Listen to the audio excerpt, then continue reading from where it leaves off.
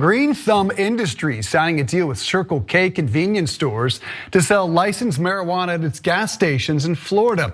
The effort will start with 10 stations in the state, and Green Thumb locations will be branded Rise Express with a separate entrance from the store. Now, because marijuana is not recreationally legal in Florida, purchases at the store will be restricted to residents who have medical marijuana cards. Oh, the world is changing. Circle K locations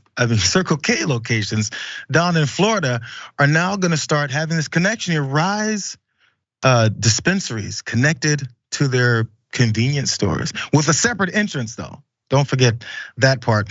There's potential definite conveniences to this, but I think some people are also worried about what could come from it as well. Let's go to some details of all of this that's happening. This Canadian convenience store, which I didn't realize they were Canadian, they're partnering with Chicago-based cannabis producer Green Thumb Industries to sell marijuana at 10 of its 600 locations in Florida. Man, these 10 are probably clamoring for this location selection. So beginning in 2023, Green Thumb will set up its Rise Express dispensaries adjacent to 10 Circle K locations, where patrons can buy smokable cannabis flower, pre-rolled joints, vapes, and gummies. According to a news release, the opening of Rise Express stores at Circle K locations is a game changer, 100%.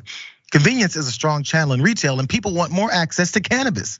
That's what Green Thumb CEO Ben Kovler said in his press release. So I'm going to get into why this is actually going to expand even further, and I 100% completely think it will, because in Los Angeles area, in California in general, I'm sure, considering how cannabis is now recreationally legal, man, there's a new dispensary every block. You look up and it's like 7-Eleven. In this particular case, I guess it'll be a 10 kind of 7-Eleven type of stores. What are your thoughts here, David?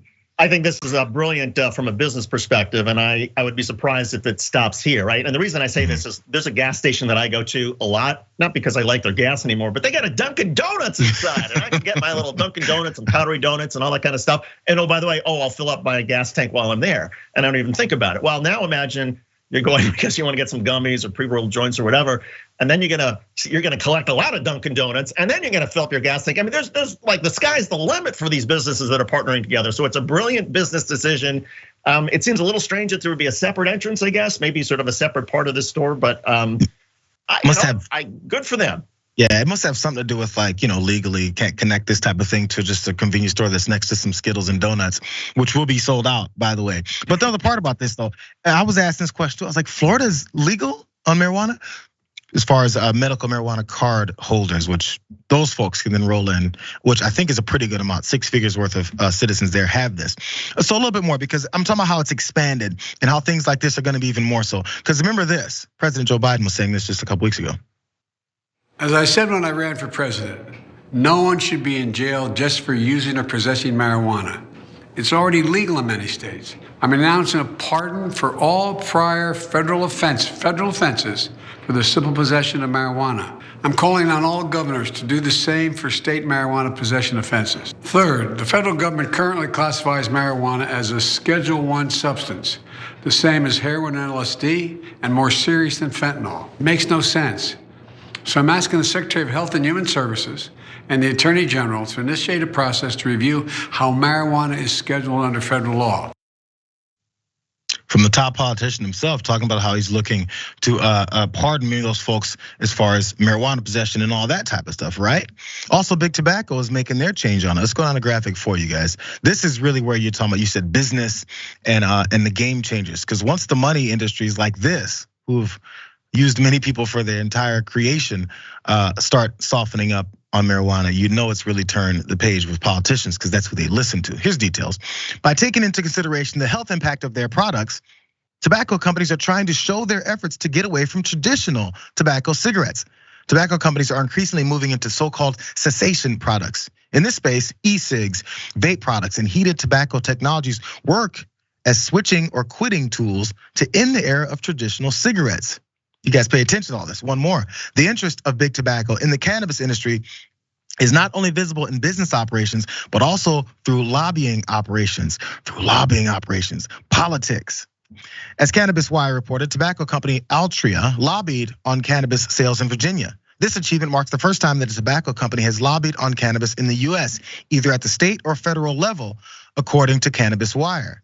Furthermore, Altria spokesperson George Parman told Cannabis Wire that the company supports the federal legalization of the cannabis under an appropriate regulatory framework, whatever the hell it is they want to make it, and also however well they can benefit from it as they make this transition, because we know the negativity as far as cigarettes goes and the health impacts of it and the way people believe what's going to happen to them. It's a lot less than when it comes to the cannabis side of it. It's like, why not? And also, David, traditionally, I remember this, the tobacco industry was hell bent on stopping any of this legalization for marijuana. Any of these dispensaries are popping up more from people believing that it's not gonna kill them immediately and be the gateway drug to crack. All that stuff they were fighting to keep that mindset in Americans' minds so they can continue to make the money on tobacco. They appear to have been giving up, and now they're joining the game. Yeah, if you can't beat them, join them. And clearly they see that there's some money to be made. So the big tobacco companies, which are experts at marketing products and distributing products, they're gonna be part of this. And I think that these 10 stores in Florida, this is gonna be just the start. And perhaps within a couple of years, we will see this literally at gas stations across the United States. You can buy your gasoline and your oil change and your donuts and your snacks and your gummies and your cannabis and the rest. My concern though, because we're talking about this is starting in Florida, is I'm not so concerned about the actual marijuana products. I just want to remind people, because it's Florida, please wear shirts, wear shoes when you go into these stores, and hopefully the people that are going into buying this stuff will actually have practiced some basic health hygiene before they go in, because some of us are there just to buy the gasoline. The picture that you just painted in my head, I didn't know. It's like, I haven't been to Florida in a while, but also only went to Tampa and Miami, those bigger cities. I was in Orlando too. Man, I'm a frequent Florida flyer. I miss you guys down in Florida. Maybe I'll come back and see you.